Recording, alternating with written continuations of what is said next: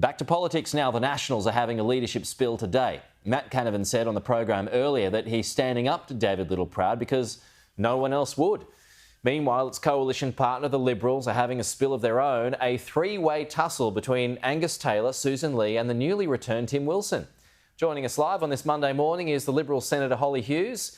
Good to see you this morning, Hollie. So who are you taking out of the three?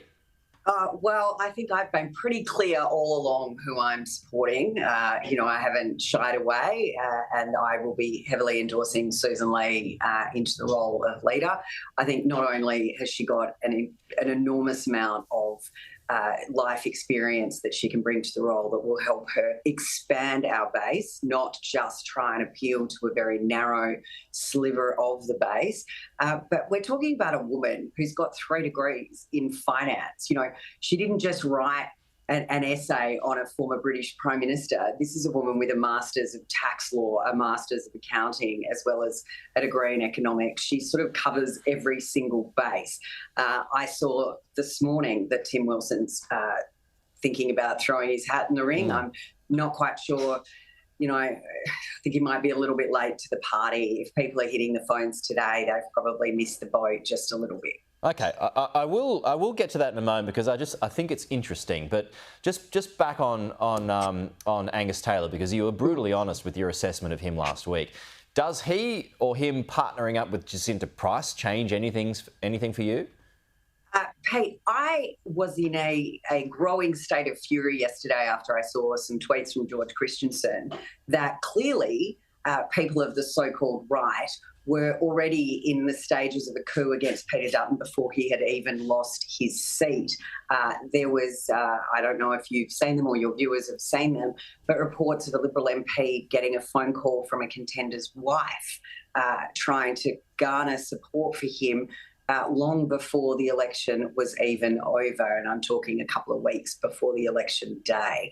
I am someone who was knifed at the hands of, and I have firmly said that I believe Angus Taylor had a very big hand in that, and I said it a year ago, but I, for a year, was incredibly supportive of Dutton. I remain incredibly supportive of Dutton and have absolutely done everything I could to support the Liberal Party, because I do believe we are a party of government and a party that will be better for the Australian people.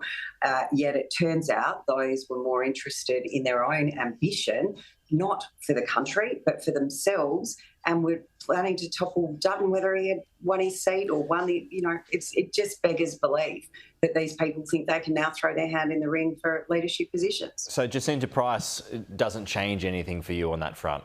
Absolutely not. Look, I have all the respect in the world for Jacinta, but I've also worked alongside her in the Senate. To me, it feels like turning up to an RSL club with a membership form and then saying, by the way, I'm going to run for the board and I want to be president. It just wouldn't work that way. I think Angus Taylor has insulted not only every Liberal woman, but every Liberal Party member in the parliamentary team by saying, look, none of you are quite up to the job. I've had to go and recruit someone else. I find it completely offensive. There's plenty of talent in the Liberal team.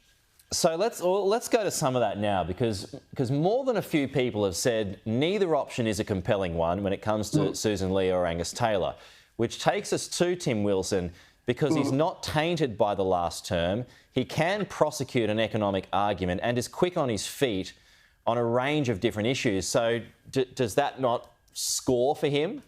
Look, I think Tim's great. I've known Tim long before either of us were in Parliament. I'm just not quite sure turning back up after 3 years out of the parliamentary room is the right thing to come in and say, hey, hand over the leadership. Maybe if he was interested in the deputy leadership, that might be another matter. He did an incredible job prosecuting the franking credits case. Tim is not someone without talent. I'm just not sure turning up after an absence and saying, hey, hand me the leadership's the way to go. Sure. But I'm just one vote in the party room. Yeah, no, I mean, he'd prosecute the taxing the plans to tax unrealised gains too, which I think was a big miss from the coalition on the last election. I think that is just another example why Angus Taylor shouldn't be leader. He was Shadow Treasurer, yet we had zero economic narrative.